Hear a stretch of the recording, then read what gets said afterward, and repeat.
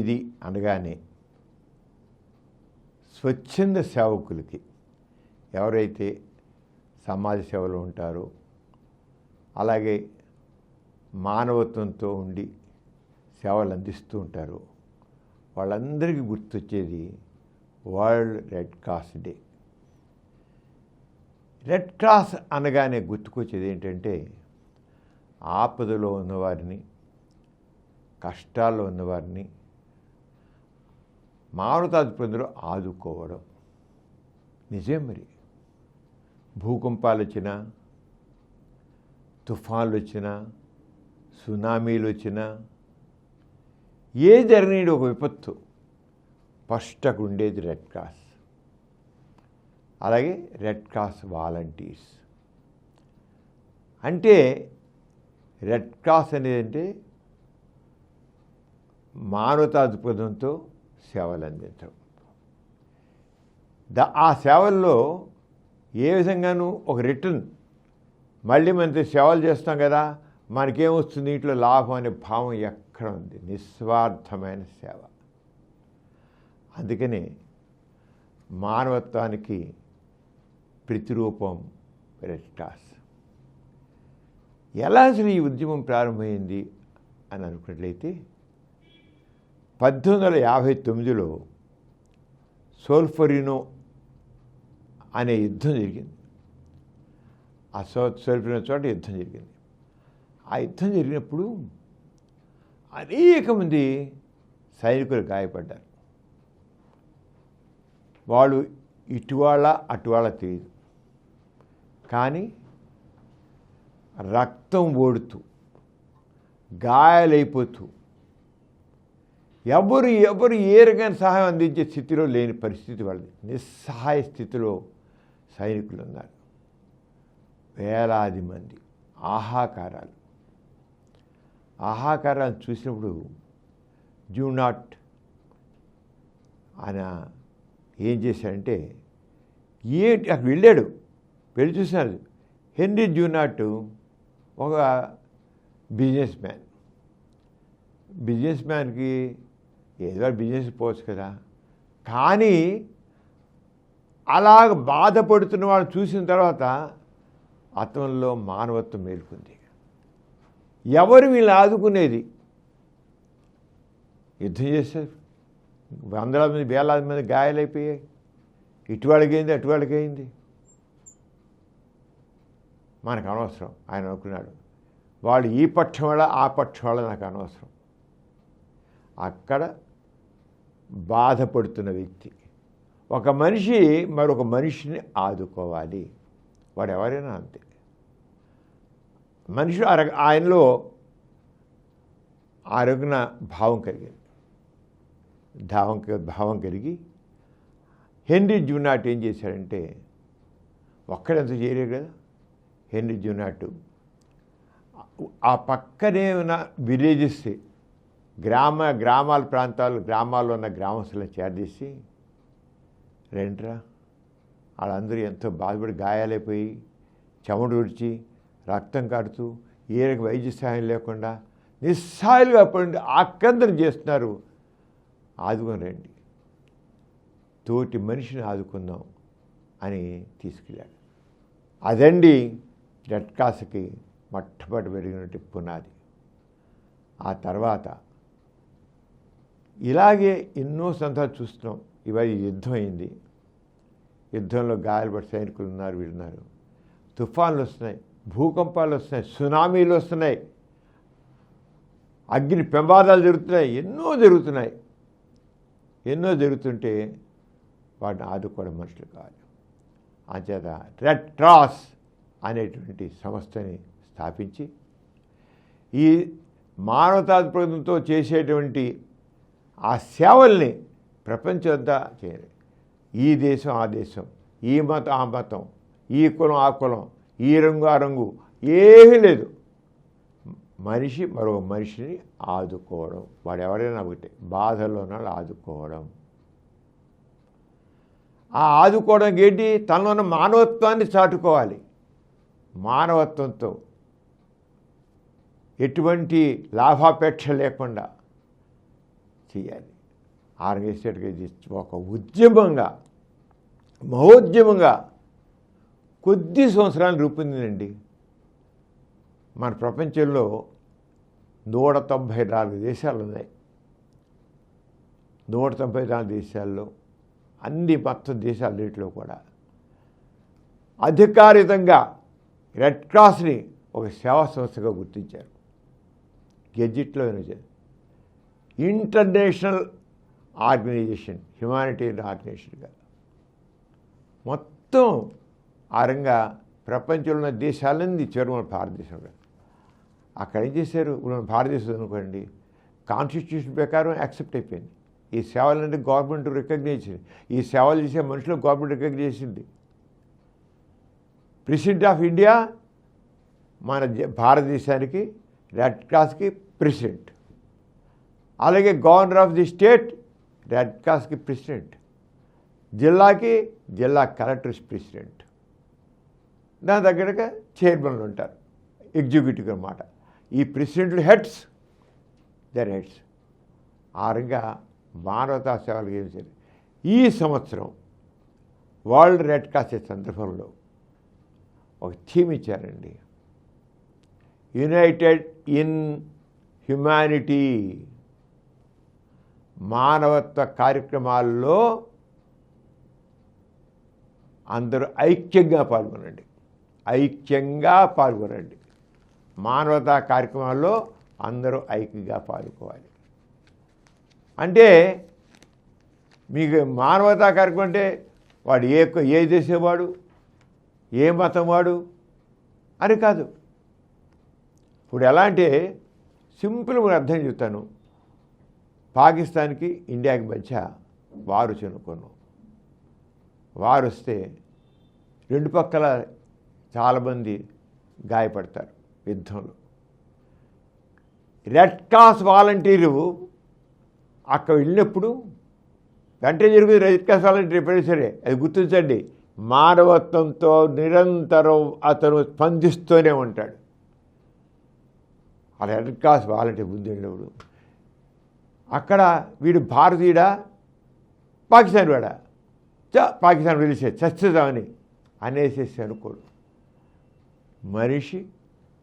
మనిషిగా చూడు, మనిషిగా చూడు. అది రెడ్ క్రాస్ ప్రిన్సిపల్. వాడు ఏ మతం కావచ్చు, కులం కావచ్చు, దేశస్తులు కావచ్చు, జాతి కావచ్చు, రంగు కావచ్చు.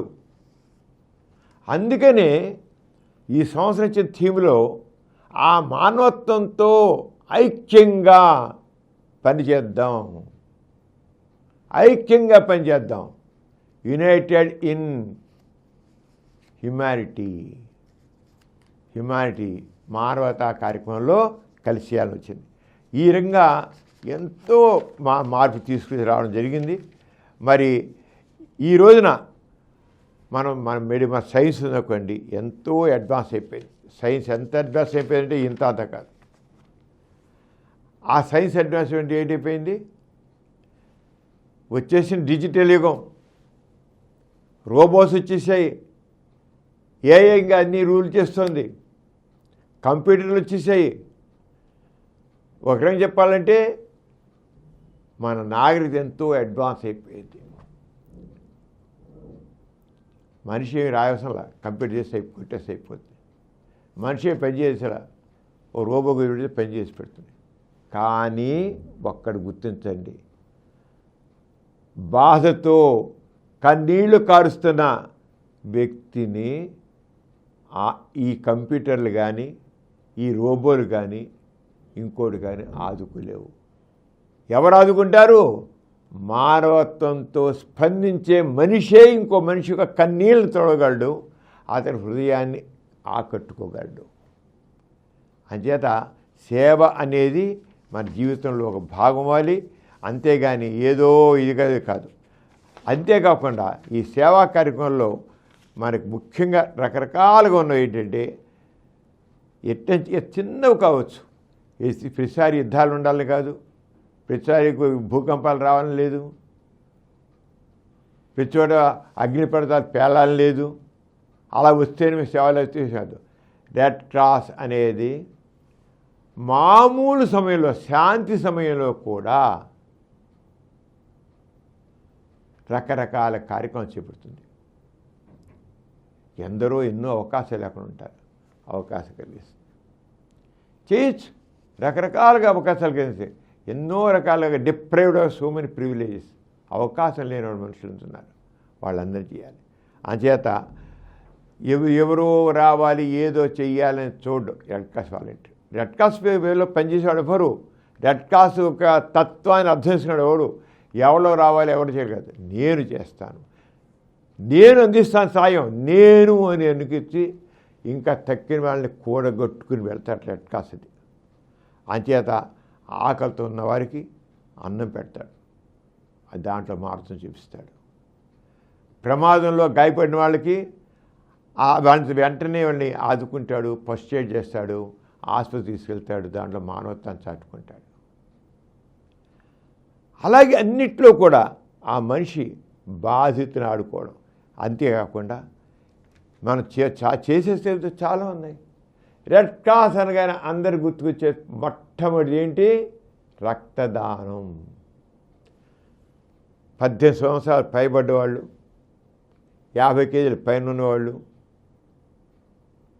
80% హీమోగ్లోబిన్ శాతం ఉన్నవాళ్ళు, ఎవరైనా ఆడవచ్చు మగవచ్చు రక్తదానం చేయవచ్చు.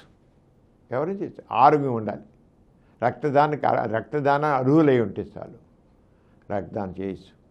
రక్తదానం చేస్తే ఇప్పుడు మనకి చాలామందికి రోడ్ యాక్సిడెంట్లు అవుతున్నాయి. రోడ్ యాక్సిడెంట్లో మీరు చనిపోయే వాళ్ళని తీసుకుని వెళ్తే రక్తం విపరీతంగా కారిపోతుందండి. క్షణాల్లో వాళ్ళు రక్తం ఎక్కిస్తేనే వాళ్ళు బతుకుతారు. అంచేత 80% మంది రోడ్ యాక్సిడెంట్లో 80% మంది రక్తం దొరకక ప్రాణాలు కోల్పోతున్నారు అనేది ఒక సర్వేలో జరిగింది. 80% మంది రోడ్ యాక్సిడెంట్ చచ్చిపోతారు రక్తం దొరక. వెంటనే అక్కడ తీసుకునేవాళ్ళు లేరు, వెంటనే రక్తం ఇచ్చేవాళ్ళు లేరు, రక్తం దొరకదు, అందులో నెగిటివ్ గ్రూప్ అసలు రాదు.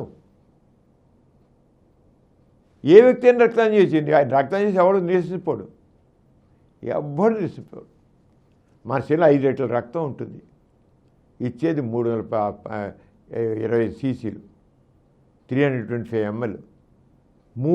5 లీటర్ల బ్లడ్లో ఒక 1/2 లీటర్ ఏమోలండి అసలు. కానీ ఆ 1/2 లీటర్ ఇవాడు ప్రాణం పోస్తుంది ఆపదలో ఉన్నవాడికి. అంచేత రక్తదాత ప్రాణదాత. ఇన్ని సందర్భాల్లో అవసరమవుతున్న రక్తం. అంచేత మన చేయాల్సింది ప్రతి ఒక్క వ్యక్తి ఏ రకంగా వాళ్ళ రెడ్ క్రాస్ గురించి తెలిసి రెడ్ క్రాస్ గురించి అవగాహన ప్రతి ఒక్క వ్యక్తి కూడా రక్తదానానికి ముందుకు రావాలి. రక్తదానంతో వాళ్ళు ప్రాణదాతగా మారాలి. అలాగే అవయవదానం, లివర్ అవసరం అవుతుంది. లివర్లో 1/4 బిట్ తీసుకుంటారు. మనకి 2 రకాల కిడ్నీలు ఉంటాయి, కిడ్నీలు ఫెయిల్ అయిపోయి ఉంటారు. మనకి 2 కిడ్నీలు, ఒక కిడ్నీ ఇవ్వచ్చు. చనిపోయాక బాడీని డొనేట్ చేయొచ్చు, చనిపోయాక తర్వాత కూడా దాంట్లో కొన్ని ఉపయోగపడతాయి. అంచేత అవయవదానం, దేహదానం అనేది చాలా ముఖ్యమైనది. అది కూడా స్వచ్ఛందంగా ముందుకు వచ్చి ఇవ్వాల్సిన బాధ్యత ఉంది. అలాగే ప్రమాదాల సమయం మీద గుర్తించు. రోడ్ యాక్సిడెంటే మనకెందుకు లేని కాదు. ఎవడైనా ఒక యాక్సిడెంట్ పక్కన పడితే వాడు ఎవరు ఉండరు పక్కన, వెంటనే ఎవడికి పట్టదు నాకెందుకు వెళ్ళిపోవద్దు, ఆగి ఆ వ్యక్తిని వెంటనే కాపాడుకోండి. అది గుర్తుంచుకోండి. ఒక మనిషిని మనకు మనిషిగా చూడాలి. ఎవడు చూస్తాడు? మానవత్వం. అందుకనే యునైటెడ్ ఇన్ హ్యుమానిటీ అని రెడ్ క్రాస్ ఈ సందర్భంలో ఇచ్చిన స్లోగన్ అన్నమాట. అలా పర్యావరణం పరిరక్షణ, పర్యావరణం రక్షించుకునే మనం బతుకుతామండి. ఈ సంవత్సరం అండి వడగాడ్పులు ఎక్కువగా ఉంటాయంటున్నారు, ఎల్నినో ప్రభావం అంటున్నారు, వాతావరణ శాఖలు చెబుతున్నారు. ఈ ఎండలు ఇలాగే కొనసాగుతాయి, ఈ సంవత్సరం దాకా కొనసాగుతాయి అంటున్నారు. మరి ఎంతమంది వడదెబ్బతో గురవుతారు? వాళ్ళందరికీ సరైన చికిత్స అందించాల్సిన బాధ్యత. వడదెబ్బ పడిపోయినా, వడదెబ్బతో బాధపడుతున్నా, లేకపోతే ఈ సన్ స్ట్రోక్ వచ్చినా మనం తప్పకుండా వెంటనే తగిన చికిత్స చేయాల్సిన అవసరం. అందుకని రెడ్ క్రాస్ వాలంటీర్కి కేవలం ఏదో రక్తదానం చేయడమే కాదు, ప్రథమ చికిత్స గురించి పూర్తి అవగాహన కలిగించాలి. ప్రతి ఒక్కళ్ళకి ప్రథమ చికిత్స గురించి అవగాహన కావాలి. మనందరం ప్రథమ చికిత్స గురించి పూర్తిగా అవగాహన కలిగి ఉండాలి. ఒక సిపిఆర్, కార్డియో పల్మనరీ రిససిటేషన్ అంటాం. సిపిఆర్ అనేది ప్రతి ఒక్కరు తెలుసుకోవాలి. మన సిపిఆర్ సడన్గా గుండె అయిపోతే మన కళ్ళ తిప్పని పడిపోతారు. వెంటనే సిపిఆర్ చేసి గుండె మసాజ్ చేస్తే వితిన్ 3 to 4 minutes చేస్తే అలాంటి వాళ్ళు 160 తిరిగి బతుకుతారు. గుండె ఆగిపోయిన వాళ్ళు 60-80% మంది సిపిఆర్తో వెంటనే చేయాలి. ఆగిపోయి పూర్తి అయిపోయి అరగంట చేస్తే నో యూస్. మన కళ్ళు ఎదుటే ఎవడైనా గుండె అలా పడిపోతే సిపిఆర్ అనేది ప్రతి సింపుల్ ప్రొసీజర్. ఆ సింపుల్ ప్రొసీజర్కే ఎంతమందినో మన ఆత్మీయుల్ని, ఆత్మ బంధువుల్ని మనం కోల్పోతున్నాం. అని చెప్పి ప్రతి ఒక్కరికి సిపిఆర్ మీద కానీ ఇది ఎందుకు చెప్తాం అంటే ఈ వరల్డ్ రెడ్ క్రాస్ దినోత్సవ సందర్భంగా మనందరం కూడా అర్థం చేసుకోవాలి. ఇది కేవలం రెడ్ క్రాస్ వాలంటీర్స్ కోసమే కాదు నేను చెప్పేది. ప్రతి ఒక్కరూ కూడా ఏదైతే రెడ్ క్రాస్ పిలిపించిందో ఆ పిలుపు కేవలం రెడ్ క్రాస్ వాలంటీర్స్కే కాదు, మొత్తం సర్వ జనావళికి, మొత్తం జన ప్రజలందరికీ మీరందరూ ఒక మనిషిగా ఆదుకోండి, విషయాలు తెలుసుకోండి, ఎప్పుడు మీరు చేయగలరో తెలుసుకోండి అనేది. అలాగే ఇప్పుడు మాదక ద్రవ్యాల వినియోగం అవుతుంది. ఈ మాదక ద్రవ్యాల వల్ల ఎంతో నష్టం. రాబోయే యుగం యువతదే. కానీ యువతే మాదక ద్రవ్యాలు దాసం ఏంటంటే భవిష్యత్తు, మన భారతదేశ భవిష్యత్తు అంతా ఇప్పుడు యువత మీదే ఉంది. ఎన్నో కళ్ళకు అంటున్నాం మనం మన భారతదేశం భవ్యంగా తయారవుంది. మాదక ద్రవ్యాల మత్తులు ఊసిలాడితే భవిష్యత్తు ఎలా అంధకారంగా మారుతుందో తెలుసుకోండి. అంచేత మాదక ద్రవ్యాల విషయంలో జనాలు చైతన్యం చేసిన అవసరం. అలాగే మహిళల పట్ల గౌరవం కలిగి ఉండాలి. వృద్ధులేళ్లకు మనం ఎంత వాళ్ళకి జాగ్రత్తలు తీసుకోవాలి. ఆరోగ్యం గురించి అవగాహన కలిగించాలి. ఈ రంగా ఎన్నో ఉన్నాయండి.